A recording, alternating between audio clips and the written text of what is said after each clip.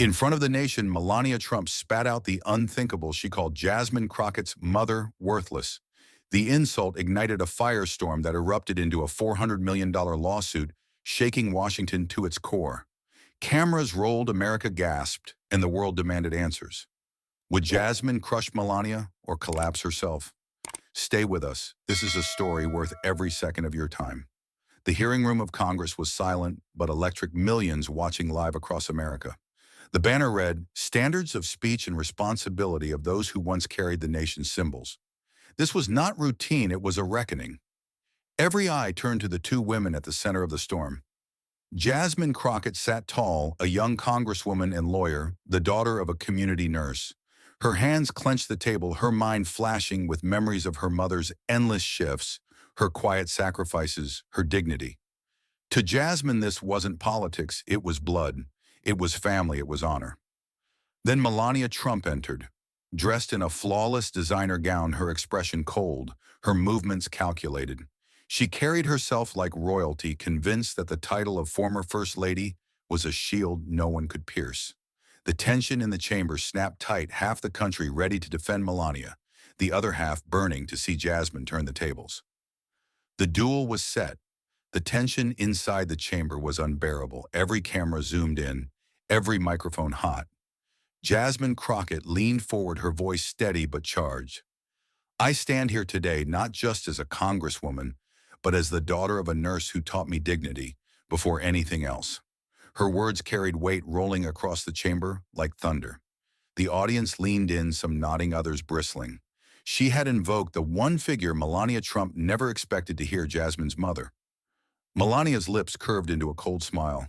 She tilted her head, her eyes narrowing like a predator spotting weakness. Her voice, sharp and dripping with venom, cut through the silence. "Your mother is just a cheap nurse, not worthy of being mentioned here."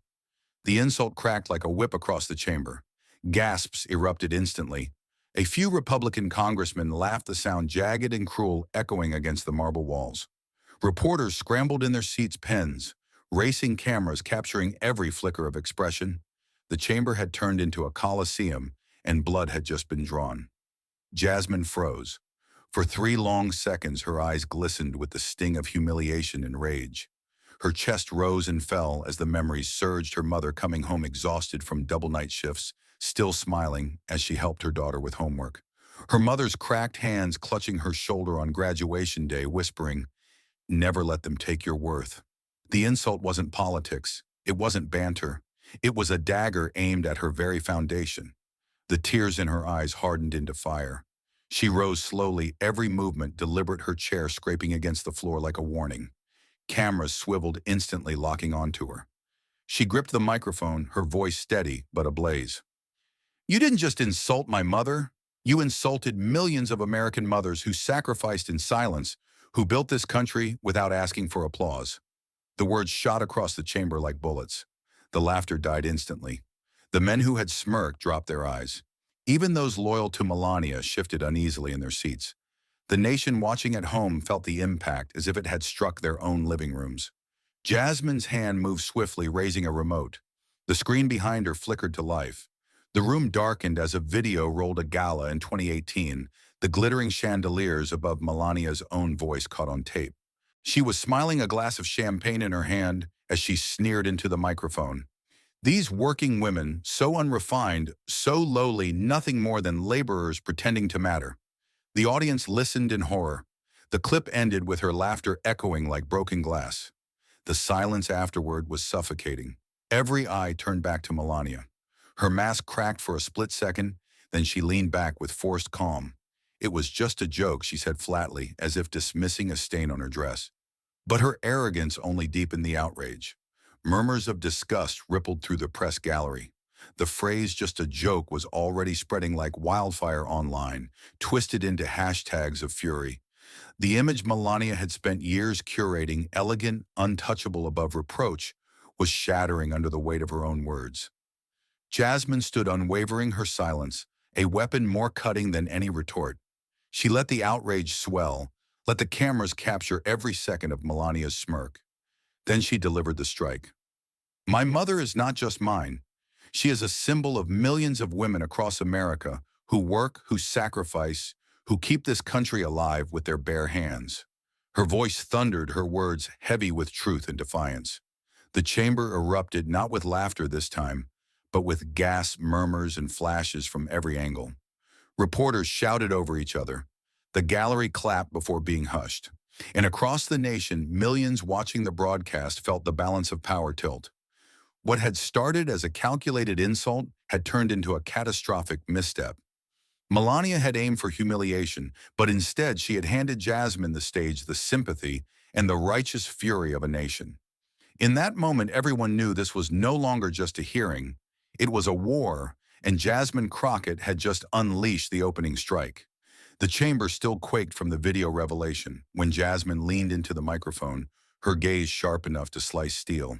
She let the silence linger just long enough to make every heartbeat echo, then her voice cut through the air.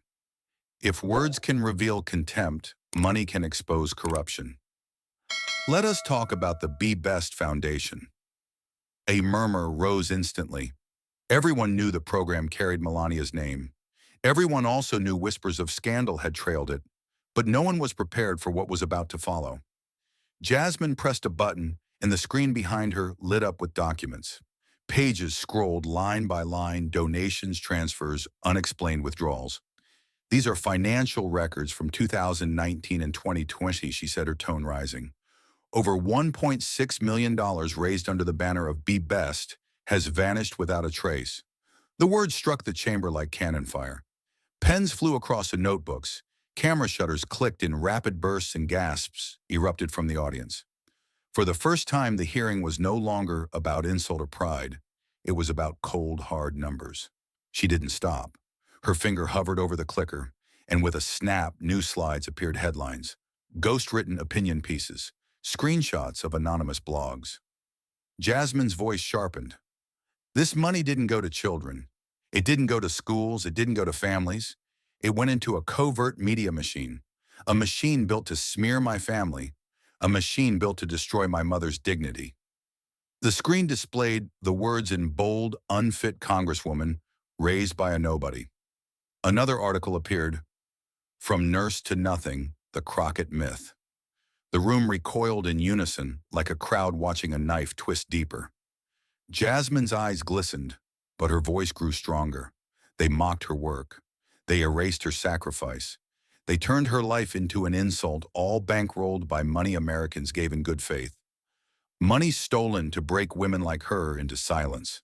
The fury in her tone surged like a storm crashing onto the floor of Congress. The chamber erupted. Some shouted in disbelief, others sat stunned, unable to look away from the grotesque headlines glowing on the wall. Journalists leaned so far forward it looked as if they might fall out of the press gallery. The numbers $1.6 million rang in everyone's ears louder than any gavel strike. It wasn't rumor. It wasn't gossip. It was documented theft paraded in front of the nation. Melania's mask cracked. The flawless calm she wore into the chamber drained from her face. Her lips tightened, her eyes darted, and for the first time she gripped the microphone with shaking hands. Her voice came out brittle, defensive, almost shrill. The board and the management of the foundation are responsible for the allocation of funds, not me, she insisted. But the denial only deepened the unease. The words sounded rehearsed, hollow, a shield already riddled with holes. The audience groaned audibly, and even allies shifted uncomfortably in their seats. Jasmine didn't flinch. She stepped closer to the mic, her presence radiating like fire. You were the face of this foundation. You signed the appeals. You stood on stages and promised accountability. You looked into the cameras and asked Americans to trust you. And yet here we are, millions gone. Headlines bought, my family dragged through the mud by the very institution you built. Her voice shook not from weakness, but from the weight of fury contained in every syllable. The clash was seismic. The press gallery roared with overlapping questions. Flashes from cameras lit up the chamber like lightning, and the audience struggled to contain their outrage. It felt less like a congressional hearing and more like the climax of a trial the whole country had been waiting for. The walls themselves seemed to vibrate with the weight of the accusation. Melania sat back, her expression stiff, but her eyes betrayed the flicker of panic. The power she once wielded, image, wealth, untouchable status, was slipping through her fingers in real-time broadcast to every corner of the nation. The chamber was still vibrating from the financial scandal when Jasmine's voice cut through the noise. "Mr. Chairman, I call my next witness." The rear doors swung open. Every camera swiveled. A man in a dark suit walked forward, face pale but determined. The clerk's voice rang out, "Daniel Whitaker, former senior communications aide to the office of the First Lady." Gasps rippled across the chamber. The oath was taken. The silence was suffocating. Jasmine's eyes locked on him. "Mr. Whitaker, tell us your role." He cleared his throat, voice low but audible. "I was a communications strategist for Mrs. Melania Trump from 2017 to 2019. Jasmine stepped closer. "During that time, did you ever receive directives concerning me or my family?" The pause was razor thin. Then Daniel turned to face Melania directly. "Yes, Mrs. Trump gave a direct order to humiliate the Crockett family in order to destroy your credibility." The chamber exploded. Shouts, gasps, cameras flashing in frantic bursts. Some senators leaned forward stunned. Others recoiled in disbelief. Reporters scribbled like mad. Jasmine lifted a folder and pressed a button. The screen behind her blazed to life. An email filled the wall. Subject: family, Anglecom's execution. Time-stamped, circulated. And at the bottom in glowing text, Melania Trump's digital signature. "Mr. Whitaker, is this the directive you received?" Jasmine's voice rang. Daniel leaned toward the microphone, steady now. "Yes." It was circulated to leadership with her approval attached. The room shook. Melania slammed her hand on the table, the sound cracking like thunder. "Lies," she shouted, her accent sharp, her face twisted with rage. The gavel hammered for order, but the uproar only grew. Jasmine stood firm, read the highlighted section. Daniel's voice grew stronger with each word. Quote, "Push degradation framing. Focus on the mother as the leverage point. Remove dignity. Make it ugly. The aim is to humiliate the Crockett family." The words detonated. Senators muttered under their breath. The gallery gasped. The press gallery was chaos. Jasmine clicked again, the next slide appearing metadata, routing logs, digital trails, proving the email came from Melania's account. It was airtight. "Mr. Whitaker," Jasmine pressed, "where was this directive first discussed?" His eyes darkened. "At a private suite in Washington during a fundraiser. Senior advisors were present. Mrs. Trump said our content wasn't, quote, drawing blood. She demanded a harder line. She repeated the phrase, humiliate the Crockett family." The words burned across the room like fire on dry wood. Jasmine clicked again. A follow-up email appeared, bullet points of execution, paid op-eds, ghostwritten blogs, talking points for media allies, and one chilling line in bold mother as vulnerability maximize. The audience groaned audibly. Senators exchanged horrified looks. Reporters shouted questions at once. The gallery stirred like a hive struck by stone. The proof wasn't rumor. It wasn't speculation. It was the blueprint of a smear campaign carved into digital stone. Daniel straightened in his seat. "I refused to carry out the order. I resigned the next day. In my resignation letter, I cited the directive to humiliate the Crockett family. That letter is now evidence." A staffer distributed copies to the committee. Melania's voice cut through, shrill and furious. "Those emails were manipulated. I had no part in this." But the denial rang hollow. Jasmine pounced, her voice a dagger. "This is not a budget invoice. This is a communications directive with your name, your signature, and your timestamp. You ordered this." The chamber erupted again. Reporters shouted, cameras flashed like lightning, the crowd buzzing with disbelief and fury. On the towering screen, the phrase humiliate the Crockett family glowed, undeniable, unerasable. Jasmine let the chaos breathe, then leaned into the microphone, her voice low but searing. "The record is clear. Mrs. Trump herself commanded a campaign to degrade my family, to strip my mother of dignity, to poison the truth. This is not rumor. This is fact." The gavel pounded for silence, but the damage was done. Melania Trump was cornered, caught by her own words, her own seal, her own hand. And in that chamber, before the eyes of a nation, the mask shattered. The truth was no longer just spoken, it was branded in light for history to see. The uproar from the witness had barely faded when Jasmine's hand slid to the next file. She let the silence coil around the chamber, then said, "What you have heard is disturbing, but what you are about to hear will end the debate." The room stiffened. Every lens tightened its focus. She pressed play. The speakers crackled. Then Melania Trump's voice filled the hall, cold, sharp, unmistakable. She was speaking to one of her closest advisors, her tone dripping contempt. "Her mother is worthless. Now we have to make the daughter shut her mouth." The words lashed out like a whip. The advisor's faint reply, "Understood, ma'am," only deepened the horror. Gasps erupted. One senator's hand flew to his face. Another mouthed, "Oh my God." Reporters froze mid-scribble. The insult was not speculation, not rumor. It was Melania's own voice recorded in the act of cruelty. For a moment, America held its breath. Jasmine rose slowly. In her hand was a framed photograph, her mother in scrubs, tired yet smiling. Cameras caught the image, flashing it across every screen. Her eyes were wet, but her voice was steel. "This is proof you insulted not only my mother, but millions of American mothers." The chamber detonated. Applause thundered from the gallery, rolling like waves. The gavel slammed for order, but the noise drowned it out. Reporters shouted questions over the roar. Senators leaned forward, some clapping, others frozen in shock. The entire scene felt less like a hearing and more like Judgment Day broadcast live. The cameras cut to Melania. Her skin had turned pale. Her hands trembled against the polished wood. She tried to form words, but the recording still echoed in every ear. She had been cornered by her own voice, undeniable and devastating. Jasmine lowered the photo, leaned into the microphone, her face fierce under the harsh lights. "This is not a hearing anymore. This is judgment. And the evidence is your own tongue." The silence that followed was electric. Then Jasmine's final words cut through like a blade. "This is not over." The phrase exploded through the hall. The gallery erupted again, cameras flashing like lightning. Reporters wrote the line in capital letters, already imagining the headline. Melania shrank in her seat, trembling, while Jasmine stood tall with her mother's photograph.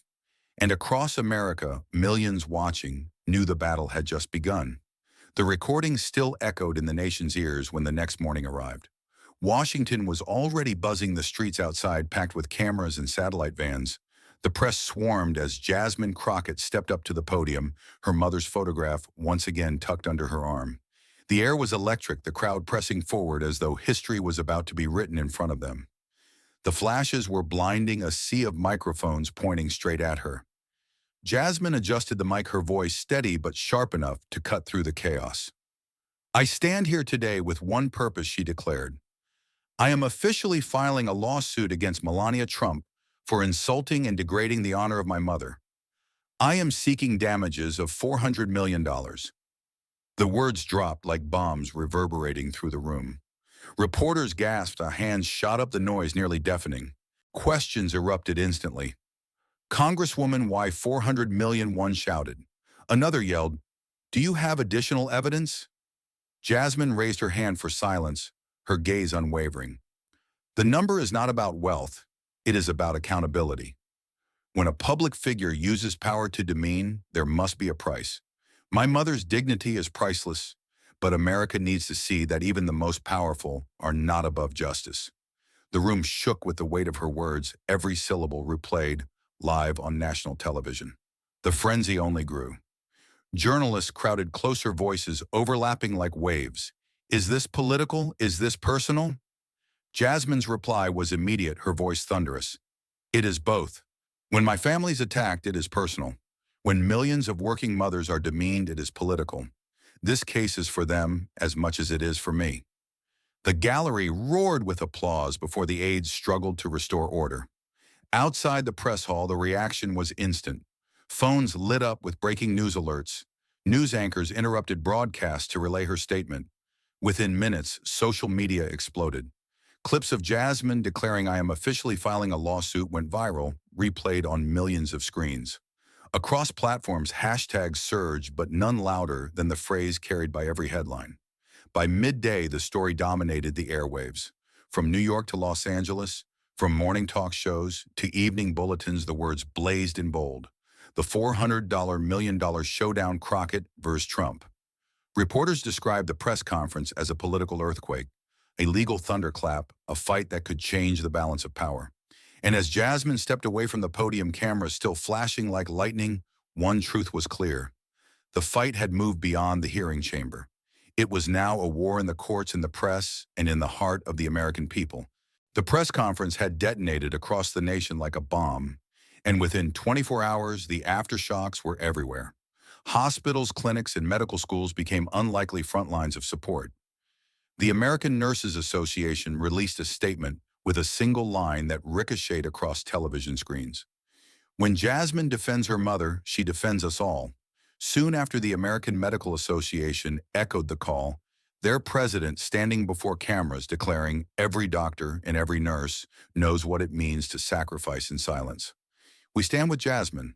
Their words rolled like thunder, impossible to ignore. Petitions began to circulate, and within hours they were drowning in signatures. Tens of thousands of nurses, physicians, and healthcare workers added their names.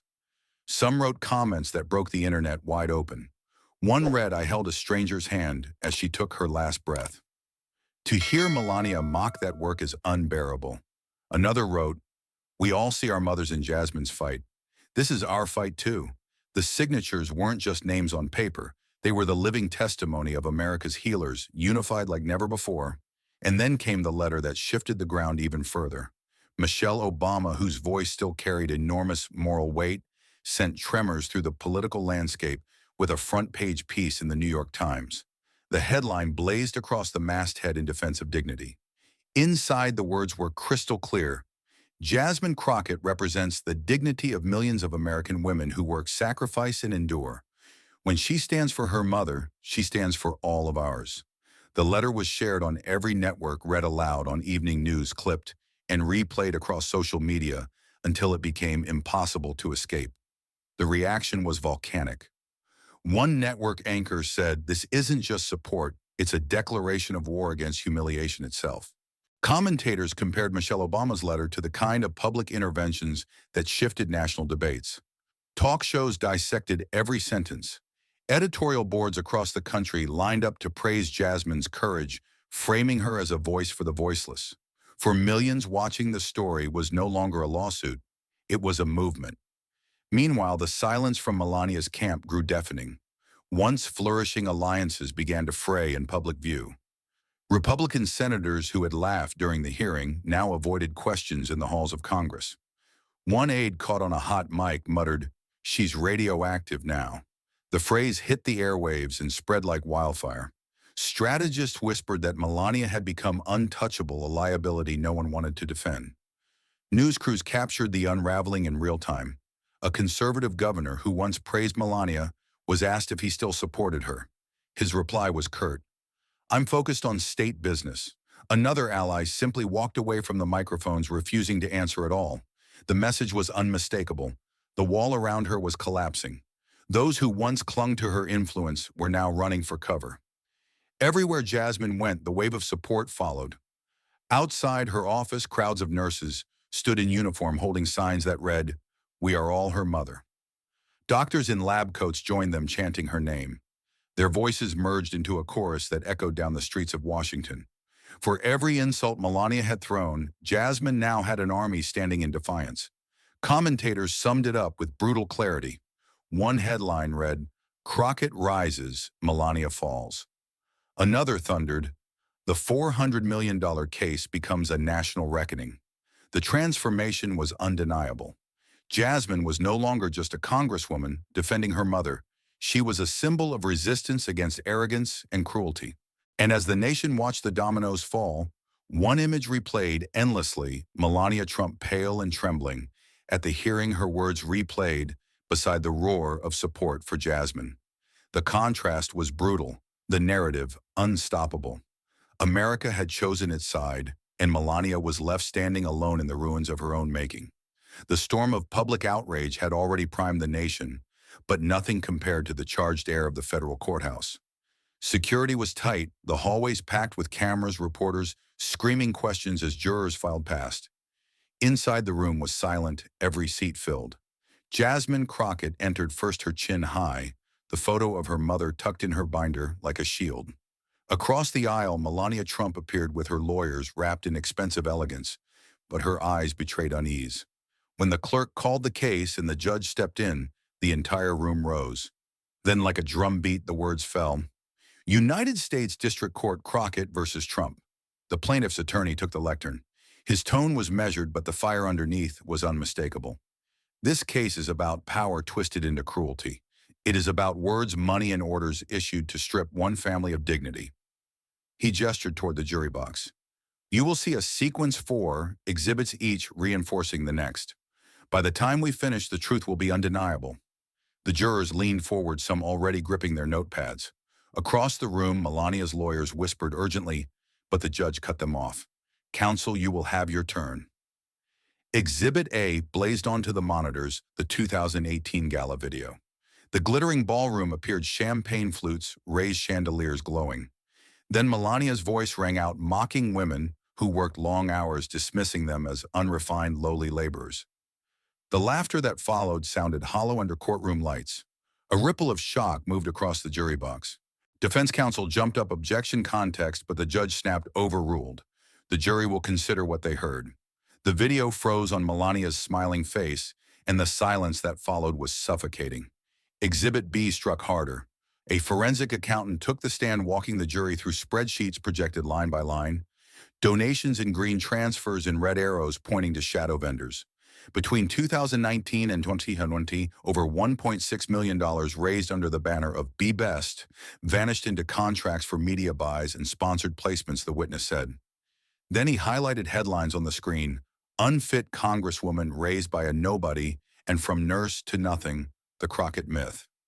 Each was linked directly to the diverted funds. Defense tried again, speculation. The accountant looked straight at the jury. Numbers are not speculation. The words landed like iron.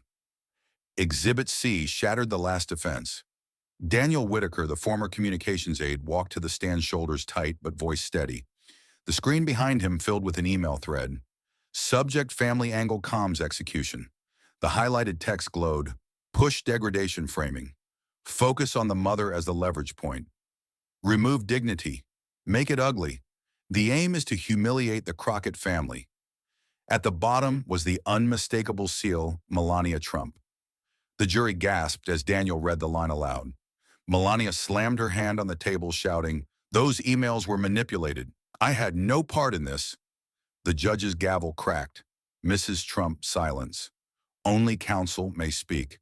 But the damage was done. Jasmine's lawyer advanced to the next slide, server metadata audit logs. Timestamps showing the directive originated from Melania's account. The chain of custody was airtight. These are not rumors, the attorney said. These are her words preserved in digital stone. The jury scribbled furiously. In the gallery, someone muttered, "Unbelievable," loud enough to echo. Then came Exhibit D, the knockout blow.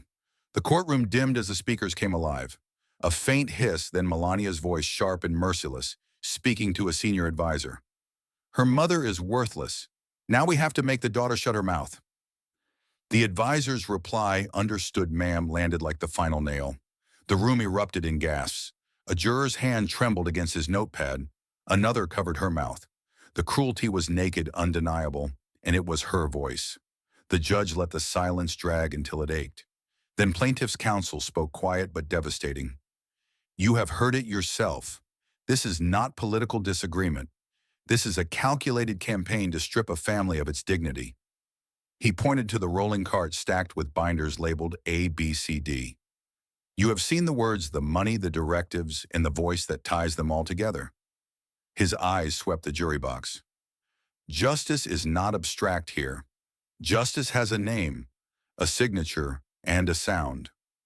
Melania sat frozen at the defense table, pale as marble, her hands clenched until her knuckles whitened. Her attorneys whispered frantically, but she didn't move. She stared at the wood grain of the table as if looking anywhere else would crush her. The judge looked at the clock, then at the jury. "We will recess until tomorrow. Jurors do not discuss the case." The deputies called, "All rise," and the room stood as the judge exited. The jurors filed out one by one, each glancing once more at the exhibits burning on the monitors. None of them looked away. They carried the evidence in their eyes, and in their silence was the weight of history. The jury deliberated for hours, the courthouse buzzing like a hive outside the sealed doors. Reporters whispered theories in the hallways. Television anchors filled dead air with endless speculation, and crowds outside held signs that read, "Justice for Mothers" and "Stand with Jasmine." Every tick of the clock pulled the tension tighter. Then as dusk fell over Washington, the doors opened. 12 solemn faces filed back into the courtroom. The air snapped still. This was the moment the nation had been waiting for. "All rise," the bailiff called. The judge entered his gavel, striking once. "Be seated." His eyes moved to the jury box. "Madam Foreperson, has the jury reached a unanimous verdict?" A woman in a navy blazer stood, her voice steady despite the electricity in the room. "Yes, Your Honor." She handed the slip to the clerk, who passed it to the judge. He unfolded the paper, scanned the words, then looked up. "In the matter of Crockett versus Trump, the jury finds in favor of the plaintiff." The foreperson spoke the words that would echo into history. "Jasmine Crockett wins. Melania Trump is guilty and must pay $400 million in damages." For a single heartbeat, there was silence. Then the room detonated. The gallery erupted into cheers, sobs, applause that thundered against the marble walls. Reporters leapt to their feet, shouting into phones, their voices carried live on every network. The gavel slammed furiously for order, but even the judge's hammer was drowned out by the roar of victory. The verdict was not just a line on paper, it was a seismic shift felt instantly across the nation. Outside the courthouse, the crowd exploded into celebration. Car horns blared, chants rose into the night air. Strangers embraced each other on the steps. Fireworks cracked above the Washington skyline, as if history itself demanded a display. People waved signs, tears streaming down their faces. One man shouted into a news camera, "This is justice for every mother who was ever looked down on." Another woman, a nurse in uniform, cried, openly whispering, "She won for us." Inside, the press scrambled to broadcast the scale of what was happening. News anchors cut into programming with breaking updates. "We can now confirm Jasmine Crockett has won her case. Melania Trump has been found guilty and ordered to pay $400 million. A stunned co-anchor replied, 70 million people are watching this verdict live. It is the most watched courtroom broadcast in American history. The cameras swung back to Jasmine. She stood slowly, her breath shaking but her shoulders unbowed. She turned to face the jury, nodding once in gratitude, then moved to the podium where microphones waited. The room hushed, every lens aimed, every pen poised. She spoke with the fire of victory but the humility of someone carrying more than her own name. "I did not win this case for myself alone. This is the victory of truth. This is the victory of every mother who has ever been disrespected, dismissed, or demeaned. This is the victory of those who sacrifice in silence and are told their sacrifices mean nothing. Today, their dignity is recognized." Her words struck like thunder, rolling across the chamber. Jurors wiped tears. Spectators clapped until their palms reddened. Even reporters, hardened by years of covering politics, paused in awe before racing to transmit her statement word for word. On screens across the nation, millions replayed the line that already felt immortal. "This is the victory of truth and of every mother who has been demeaned." Then came the moment that would be etched forever in American memory. Jasmine turned away from the podium, back toward the front row of the gallery. Her mother rose, eyes brimming, hands trembling. Jasmine crossed the aisle, the cameras following her every step. She reached out and the two embraced tightly. The roar of the room softened into something deeper, a hush of reverence broken only by the sound of quiet sobs. Flashes from cameras froze the embrace in time. The image was already destined for the front pages of newspapers, the covers of magazines, the history books of the future. One journalist whispered into her live feed, "This is the shot America will remember. Jasmine Crockett, victorious, holding her mother in the moment dignity was restored." Another added, "It is more than politics. It is a symbol of resilience and love." Melania sat motionless at the defense table, her face pale, her eyes glassy. The verdict had stripped away the armor of wealth and fame. While Jasmine stood radiant in triumph, Melania looked small, isolated, drowning in the silence of defeat. Her lawyers packed their papers quietly, their expressions grim, while the cameras refused to leave her face. The contrast was brutal and inescapable. The judge finally brought down his gavel, his voice straining to carry over the noise. "Order in the court. This session is adjourned." But even as the words echoed, the room remained alive with cheers, chants, and tears. Deputies struggled to guide people out, but the energy refused to die. It poured out of the courtroom into the streets and across every screen broadcasting the trial. As Jasmine and her mother walked out together, hand in hand, the crowd outside erupted into chants of "Justice, justice." The sound rolled through the streets of Washington like a tidal wave. Helicopter cameras captured the sweeping view, thousands gathered flags waving, fireworks bursting. Commentators compared it to a national holiday, a night where the country seemed to breathe in unison. In living rooms, in bars, in hospital break rooms, people clapped at their televisions. Some cried openly, others shouted in joy. A nurse in Chicago whispered to her colleagues, "She did it for us." A teacher in Atlanta told her students, "Remember this moment. This is history." And as the night deepened, one image kept replaying on screens everywhere. Jasmine Crockett in the center of the courtroom, her arms wrapped tightly around her mother, the crowd erupting behind them. It was more than a photograph. It was a symbol, an immortal moment burned into the conscience of a nation. The verdict still rang in the marble when the doors swung open and the crush of sound came roaring back. Melania Trump stepped into the corridor, flanked by attorneys, but there was no aura left to shield her. Cameras surged forward like a tide, microphones jabbed, and the fluorescent lights stripped away every illusion. She kept her gaze fixed ahead, jaw-clenched lips chalk white. A deputy cleared a path, but the hallway felt like a gauntlet built from flashes and questions. The empire she carried on her shoulders felt suddenly weightless and broken. Outside the courthouse, the press line was a living wall of lenses and shouted demands. "Will you apologize to Jasmine Crockett's mother?" came one voice, hard and relentless. "Do you accept the $400 million judgment?" another demanded as shutters hammered like hail. Melania's mouth moved, but the words failed. The old script had burned away. At last, she forced out two syllables that sounded thinner than paper. "No comment."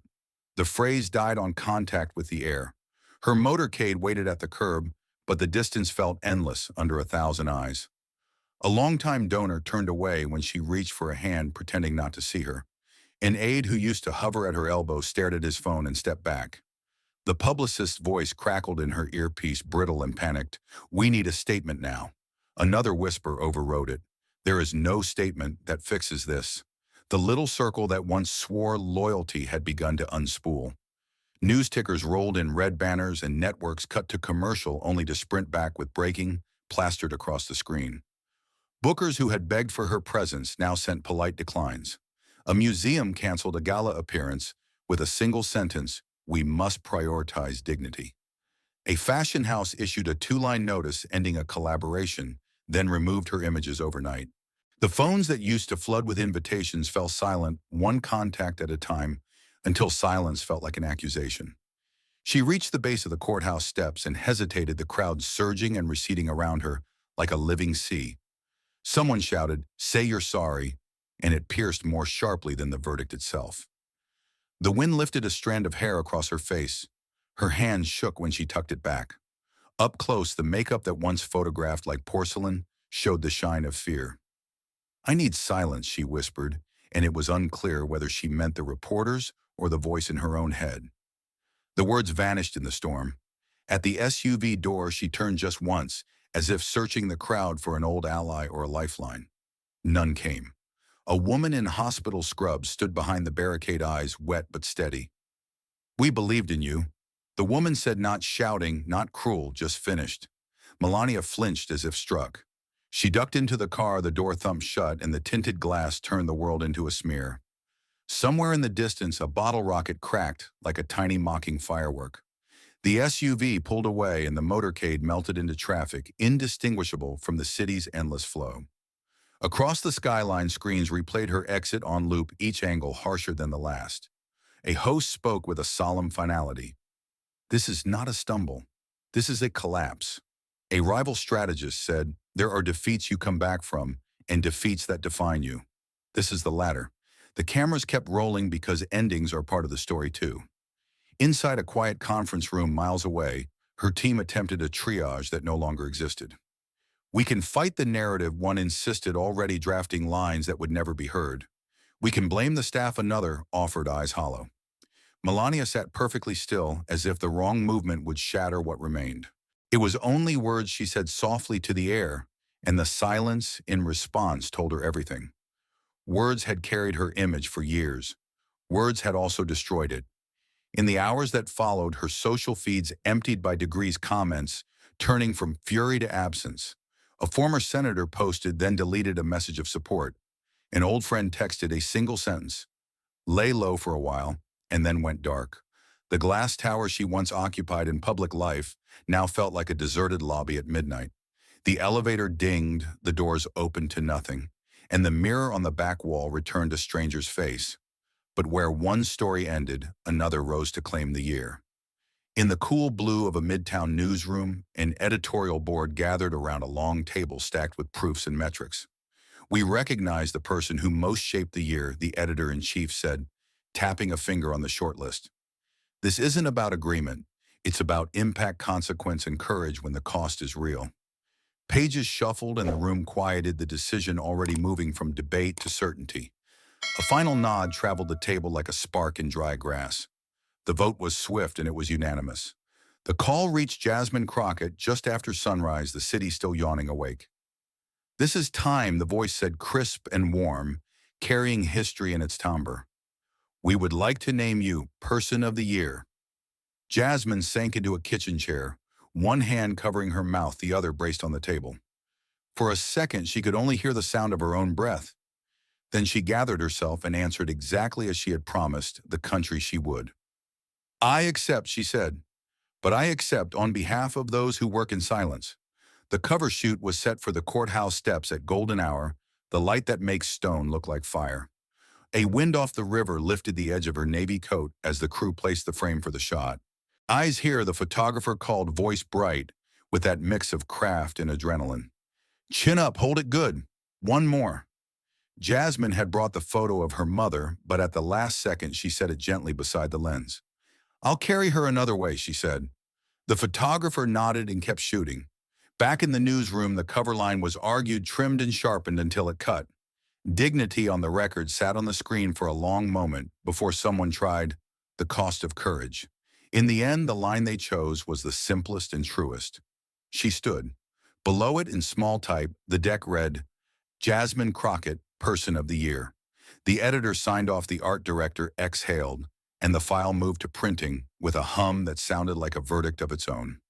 The essay was poured like concrete, deliberate, clean, built to last. She did not arrive with a chorus, one passage read. She arrived with evidence. Another said, when the moment came to choose between comfort and consequence, she chose consequence without blinking. There was a paragraph that lingered on the nurses' uniforms outside her office, the lab coats in the crowd, the faces in break rooms across the country. She stood, the closer repeated, and others stood with her. The words felt less like praise and more like documentation. The reveal hit at noon Eastern, and the country moved in rhythm to meet it. In Times Square, the cover burned up the giant screen like a sunrise, the crowd below lifting their phones to catch it. In hospital break rooms from Phoenix to Philadelphia, nurses pointed at the TV and said, that's us. A doctor wiped her eyes with the sleeve of her coat and whispered, finally. At a diner in Detroit, a line cook nudged a server and grinned. She stood, and so did you when you took that double shift. The image traveled farther than the news cycle. It moved like recognition. Calls poured in until the voicemail filled, then spilled. A teacher said, my mother kept food on the table with a second job. You made her visible. A firefighter left. We see you. We're proud. A law student wrote, you just rewired my idea of what power looks like. Jasmine listened to a few, then set the phone down and looked out the window at a city that felt changed by a magazine cover. It's not mine alone, she said to the glass. It never was. The formal interview that followed was gentle, but exacting, the kind Jasmine had learned to welcome. What does Person of the Year mean to you? The writer asked, pen-poised recorder blinking red. Responsibility, Jasmine answered.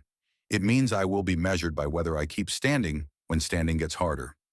The writer nodded, then asked, what would you say to your mother if she were here right now?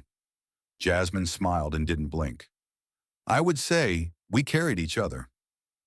By evening, stacks of the issue rose in bookstores and bodegas, the cover turning heads and stopping footsteps. A little girl on a subway car traced the letter J with one finger and asked her father, "Is she a superhero?" He smiled and said something like that. In a newsroom across town, a producer watched the ratings spike and said, "This isn't a segment, it's a chapter." A late-night host held up the cover and said, "There are times when the year chooses its person, and this was one of them." The applause lasted longer than the joke that followed.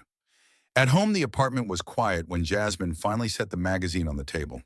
She picked up the framed photo and placed it beside the cover, the two images catching the same lamplight. "This is yours," she said softly to the photograph. The room held the words without echo, as if they had found the place they were meant to land. She sat down, folded her hands, and allowed herself a single long breath that tasted like relief and iron. Outside, a siren wailed and faded the city, returning to its endless, ordinary work. Across the river, on a high floor that felt colder than it used to, another television showed the same cover. The volume was muted, but the caption crawled clear as daylight: Jasmine Crockett, Person of the Year. The room where it played was too large for one person's silence. A glass trembled on a coaster, but the hand that lifted it was steady now, only because it had nowhere left to go. The camera on that side of the story was finally turned inward. The frame had narrowed to one face. By midnight, the glow of the cover still hung on billboards and phone screens, a quiet constellation across the country. People who had never met felt briefly connected by a single headline and the idea behind it. Somewhere, a nurse zipped a jacket and walked out into the cold, a little lighter on her feet. Somewhere else, a daughter texted her mother a picture of the magazine and wrote, "You taught me to stand." Jasmine turned off the lamp and the room went dark, but the image, hers and her mother's, remained fixed in the soft afterglow. In the end, there was no parade and no speech large enough to contain what the year had done. There was the courthouse corridor and the black SUV. There was the Midtown newsroom and a cover that moved like a bell tone through the nation. Melania left the building, and the story shed her like a husk. Jasmine stepped into the light of an old magazine, and the story found its shape. Between those two doors, a year finished writing itself. In the country breath held read the last line out loud. The verdict had been read, the courtroom emptied, but the words did not stay locked inside those marble walls. They slipped out into the streets, into newspapers, onto screens, and into the mouths of strangers who repeated them to each other like a pledge. No one, no matter how powerful, has the right to insult the labor and dignity of a mother. It was a sentence so ordinary in its language that anyone could remember it, but so heavy in its truth that no one could forget it. By the time Jasmine Crockett walked out of the courthouse, the line was already running faster than headlines. It began in the simplest places. In a hospital corridor that smelled faintly of bleach and burnt coffee, a nurse taped the quote to the staff bulletin board. She said, "Read this before you clock in." Her colleague, still tying her scrubs, answered, "I hear my mom in that." Another nurse whispered the line to herself as she washed her hands before midnight rounds. In that sterile light, the sentence sounded less like a slogan and more like a vow. For them, it was not theory, it was biography. In a classroom where the whiteboard was streaked from years of use, a teacher wrote the words in blue marker. She paused, letting her students stare at them before she asked, "What do you think this means?" A boy in the back raised his hand slowly. "Does that mean my mom's double shifts count as honor?" The teacher smiled, eyes stinging, and said, "They always did. Now the country is finally saying it out loud." The bell rang, but the room stayed quiet. Sometimes a line is too big to leave behind when the hallway calls. In a union hall with wooden floors scuffed from decades of boots, the steward stood at the front and repeated the sentence to a room full of tired faces. "We've spent years fighting for wages, for safety, for hours. But this is respect." A woman holding her lunch pail muttered, "Respect is what they always call priceless when they don't want to pay it." Laughter rolled, not cruel but knowing. The steward hit the table with his fist. "Call it priceless or call it overdue. Tonight we call it ours." The room thumped back in agreement. On a Sunday morning in a church that rattled when the choir sang, the pastor tossed away his prepared notes. He held the sentence high, reading it as scripture. "No one, no matter how powerful, has the right to insult the labor and dignity of a mother." He looked out at the congregation and thundered, "Do you hear that dignity is holy ground?" The people shouted back, "Amen." The organ hit a deep chord and the pews shook under the force of voices rising. They walked out lighter than they walked in, as if the words had wrapped them in armor. Elsewhere, the words were spoken with less ceremony, but no less force. On a talk show, watched by millions, the host stared straight into the camera and said the line twice. Then she added, "If that sentence makes you angry, ask yourself why." In a diner at dawn, a short-order cook flipped pancakes and said it aloud between orders. Eggs over easy bacon on the side, and listen up. No one, no matter how powerful, has the right to insult the labor and dignity of a mother. The waitress replied, "Put that on the menu." A man at the counter raised his coffee and said, "Tastes like truth to me." At a bus stop before sunrise, two women clutched paper cups against the cold. One whispered, "I've been called just a cleaner so long that I thought the word just lived in my name." The other woman recited the line softly.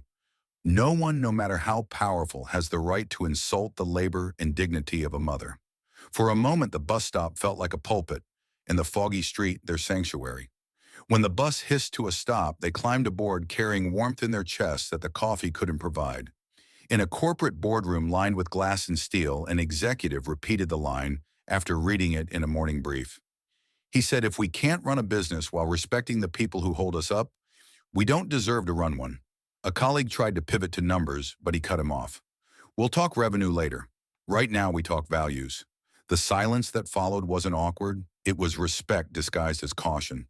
Even boardrooms can change when the words cut deep enough. High school debate teams tore the sentence apart, testing its strength like architects testing a beam. One argued the moral angle, another argued law, a third argued culture. But the quietest student waited until the end, then said, "If we need a law to tell us that mothers deserve dignity, we've already failed. The law is for those who forgot how to feel." No one clapped, but everyone nodded. Even young voices knew when an argument ended, not because it was defeated, but because it was complete. In newsroom after newsroom, editors realized they could not improve the line, they could only carry it. An editor told her staff, "We don't rewrite a sentence that already sounds like a verdict." So they framed stories around it, placing the words at the top and the bottom of articles, turning it into a frame for truth.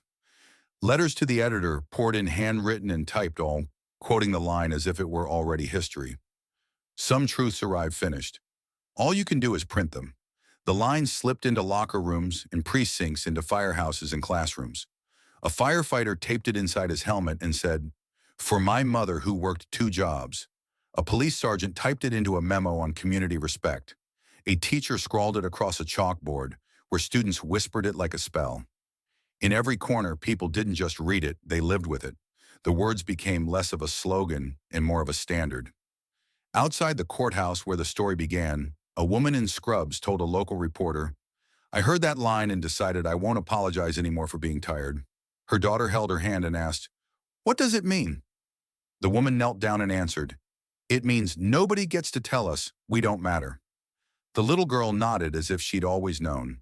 Children don't need evidence to recognize truth. They only need someone to name it. Artists seized the sentence like clay. Murals bloomed on brick walls, women lifting cities on their backs, mothers crowned with halos of light. A sculptor welded the words into rusted steel that stood in a city park, letters corroding until they looked as old as stone. Musicians rapped it into choruses, sung off-key by crowds that didn't care about melody. The arts didn't explain the line, they made space for people to feel it with their eyes and ears. Beauty carried it where speeches couldn't reach. In politics, the words seeped into hearings, campaigns, and speeches. A city council member repeated it when a developer dismissed childcare workers. "No one, no matter how powerful, has the right to insult the labor and dignity of a mother," she said into the microphone. The room fell still, even the developer's smirk faltering. The measure passed and childcare was finally recognized as infrastructure. The line did not stay abstract. It became policy. Not everyone embraced it. Some commentators sneered, "What's next, trophies for doing your job?" But their cynicism fell flat against the tidal wave of agreement. Callers phoned in to shout the line back at them, drowning out the mockery. In time, even the detractors grew quiet. You cannot joke away a truth that has already taken root in people's lives. Across languages, the sentence traveled like water. Churches translated it into hymns. Community groups printed it in Spanish, Vietnamese, Arabic, and French. Every version carried the same core: power is not a license, and a mother's dignity is not up for debate. The rhythm shifted, but the meaning never bent. Respect once spoken does not need translation. By now, commentators gave the whole saga a name. They called it the hearing of America's conscience. The phrase stuck because it fit. A historian said on air, "We have had hearings on law and hearings on blame. This was different. This was a hearing on who we are." An anchor replied, "and on who we refuse to be." Viewers clapped in their living rooms, not because anyone asked them to, but because the words made them part of the jury. People began to mark time by it. Before the hearing meant before the sentence existed in public life. After the hearing meant after the line had set a floor under dignity. Families who rarely agreed on politics agreed on this. When daughters repeated it to fathers and sons, whispered it to mothers, the home stopped being a battlefield for a moment. The line turned strangers into teachers and households into sanctuaries. And so the story ended, but not quietly. It ended like a bell that keeps ringing after the hammer falls. People carried the line into kitchens and courtrooms, into night shifts, in boardrooms, into arguments and apologies. They carried it not as a banner, but as a boundary. It was no longer about Jasmine alone or about her mother alone. It was about a country deciding that there are insults too heavy to ignore and dignities too sacred to dismiss. That is why when the tale closed, people did not speak of it as gossip or scandal. They called it what it had become: the hearing of America's conscience. A trial that started as one family's defense ended as a nation's reminder. And the reminder was written in words simple enough for anyone to say, strong enough for everyone to believe: no one, no matter how powerful, has the right to insult the labor and dignity of a mother. If the hearing of America's conscience still echoes in your chest, this is where the echo becomes action. Do not wait for another headline or another hero. This moment belongs to you. Stand up in your own life, say the sentence out loud, and draw a clean line no one crosses. Write it on a sticky note, pin it to your locker tape, it to the break room wall, and dare the room to look away. When someone reduces a mother's work to a punchline answer with a steady voice, no one, no matter how powerful, has the right to insult the labor and dignity of a mother. Start with 10 minutes, because 10 minutes can change the temperature of a day. Send a 3-sentence email to your boss, your principal, or your team asking for a clear dignity policy and zero tolerance for insults. Post the line at your desk and in your group chat, and refuse to let cheap jokes pass as culture. Practice one sentence for the next time it happens. We do not talk about mothers that way here. Save hotline numbers and local resources for harassment or retaliation, because courage works better with a safety net. Tell a friend, if I speak up, stand with me, and promise you will do the same. Within 24 hours, pick one action that leaves a footprint. Call your representative and use this script: I am a constituent and I want protections for caregivers and penalties for public humiliation. Donate what you can to a nurse's fund, a legal aid clinic, or a shelter. $10 becomes warmth when it travels together. Walk into a hospital and drop off coffee for the night shift with a note that says, "We see you." If you witness abuse online, screenshot report and send support directly to the target before the mob arrives. If you see it in person, step closer, name the harm, and escort the person to safety. Give yourself 7 days to build something that lasts longer than a post.